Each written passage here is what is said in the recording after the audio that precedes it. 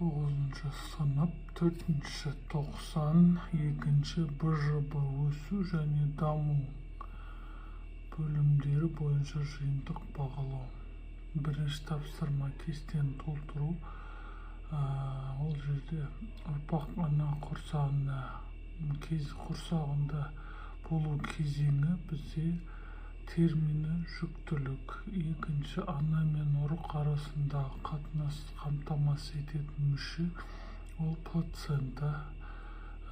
Ұрықты қамтитын ананың қос бұлшық еті жатыр.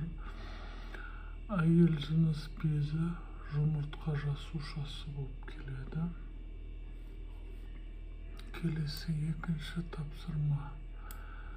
Суретке қараңыз. 5 санмен не көрсетілген? 5 санымен бізде плацента көрсетілген. Екінші, бұл мүшенің эмбриондағы рөлін сипаттаңыз дейді келесі тапсырма. Плацентаның арқасында ұрықтың тамақтануы, тыныс алу және метаболизм өнімдерінің шығарылуы қамтамасыз етіледі. Плацентаның арқасында жаңа туған организмдер неғұрлым қалыптасқан және жетілген болып көрінеді. Олардың өмір сүру деңгейі жоғары. Келесі тапсырма. Мұндай қандай процесс көрсетілген суретте? Бұл жерде бізде ұрықтану ең бірінші, екінші сперматозоидтың жұмыртқа жасушасына енуі, үшінші екі ядролық жұмыртқа жасушасы көрсетілген.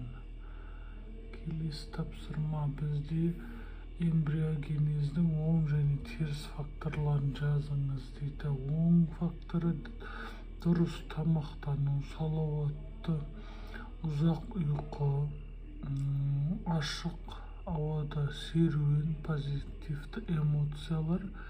Ал теріс әсері, теріс факторлары: темекі шегу, алкогольді ішімдіктер ішу, наркотиктер тұтыну, күйзеліс, стресс, яғни